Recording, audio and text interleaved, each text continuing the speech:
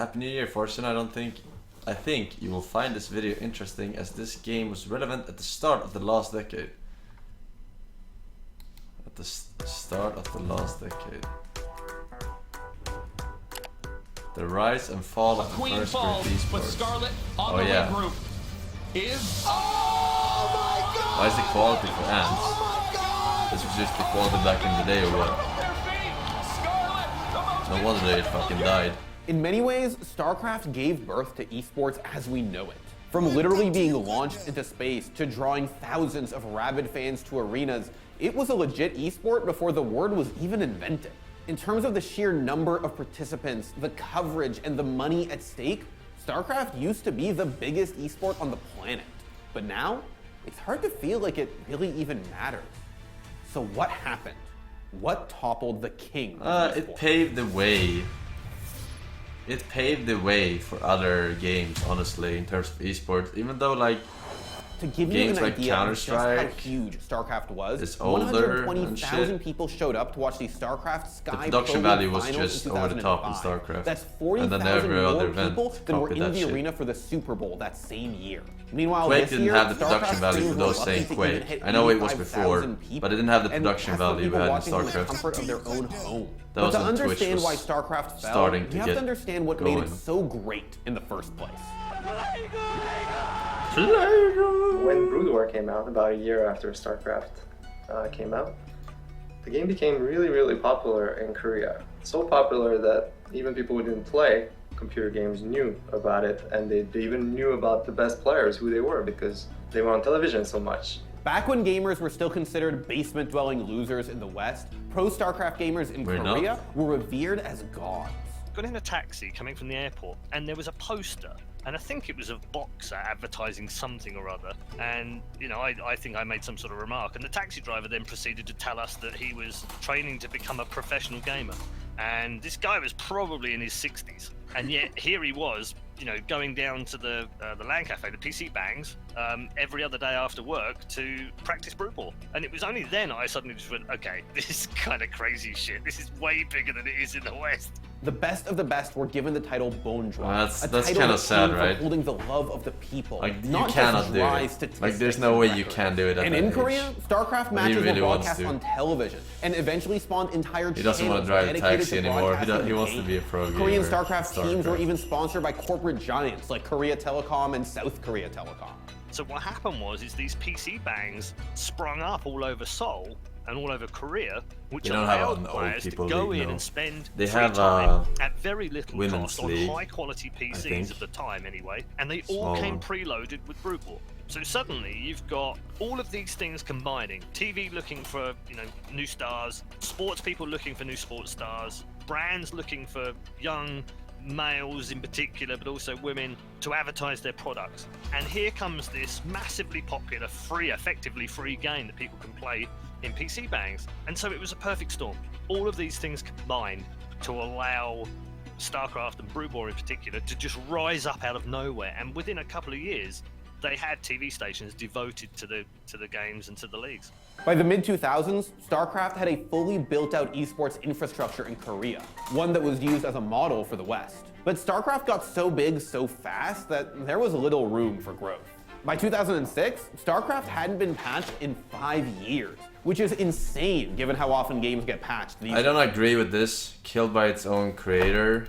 I don't think that's the case. The reason why StarCraft became so good is because, for once, Blizzard did not balance it in so long. He said 5 years.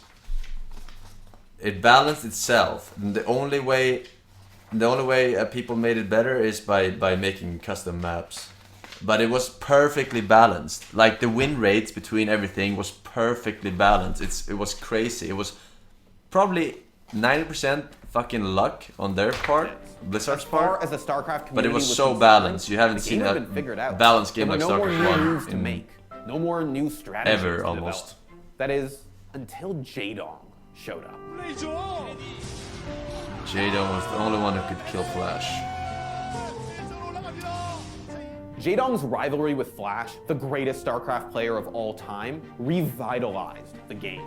With these two, you don't need qualifiers. These are actually just the greatest gamers ever. But at the end of the day, they were still playing a decade-old game. The StarCraft community needed something new.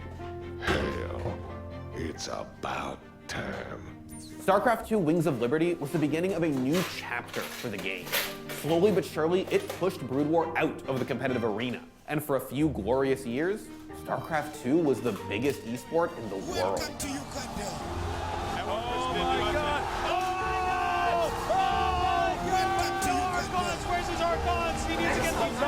Cut down the Archons. The board was tough. And the Void Rays come out.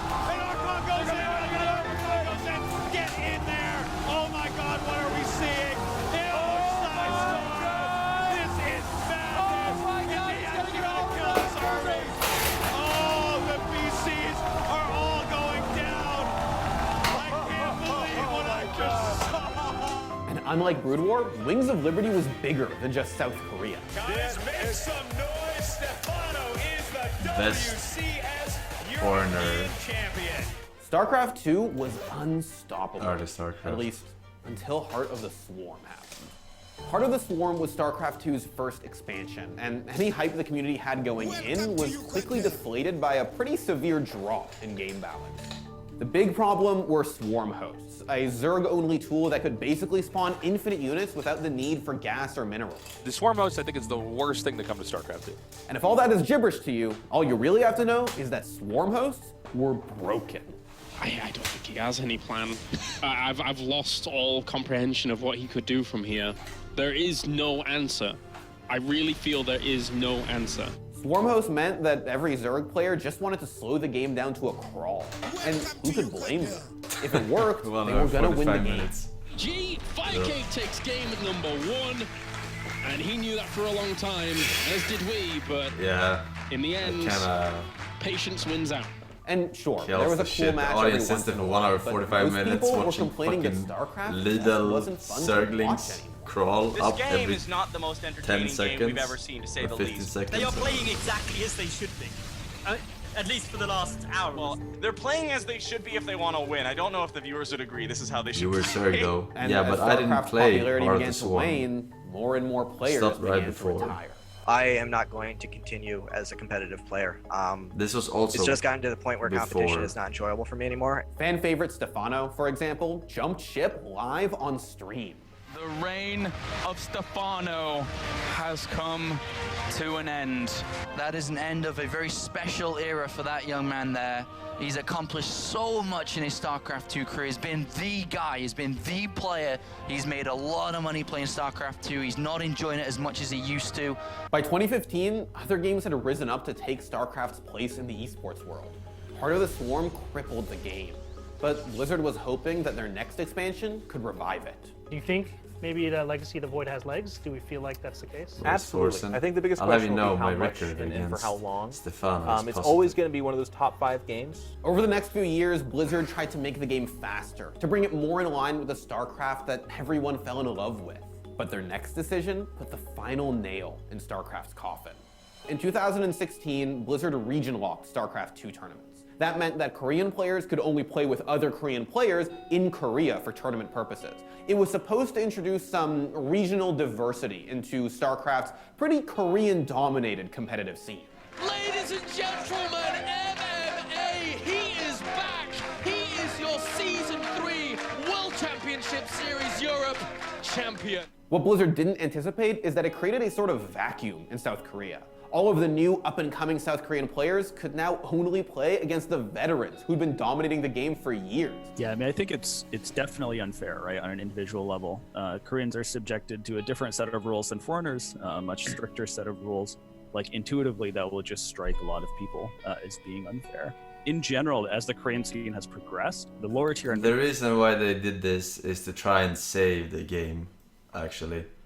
They didn't want all the Europeans and Americans to get just completely crushed by Koreans. So they wanted the Koreans to take out each other, and then the top Europeans and top Koreans and whatever, you know, would...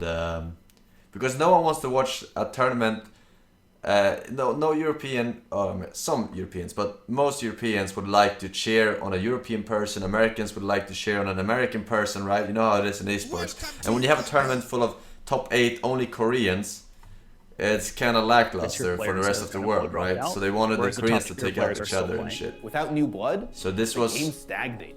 Then sponsors began to drop out, moving on to more lucrative games actually like League of Legends, Dota, and not a CS:GO. bad move, but it was Later just, that year, Pro League it wasn't about that. It was about the game just longest being running league in too hard esports history. to Korean draw an players are not audience improving at the same rate as they by have itself. because the team house structures have collapsed. They have less support in that aspect. They're all living on their own essentially, and there's a lot less collaboration within the Korean scene as there used to be. The other problem, of course, is that real-time strategy games like Starcraft just aren't that popular anymore.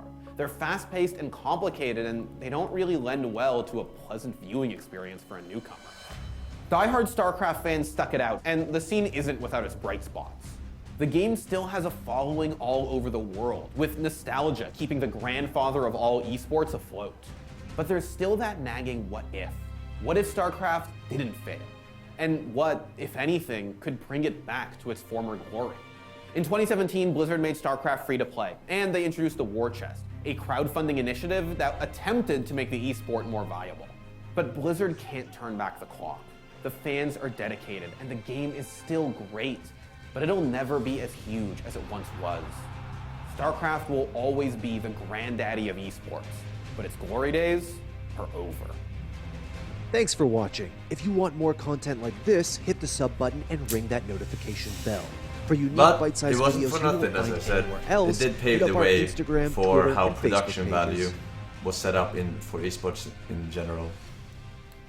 Like, if it wasn't for StarCraft, or if it wasn't for like DreamHack, ESL is now owned by DreamHack, MTG. If it wasn't for those tournaments experimenting with StarCraft, there wouldn't be like fucking fire or explosions when the bomb goes off in Counter-Strike and all this shit, you know. So it was important that it happened, but whoever is first is usually not the winner, you know. But good times, good times.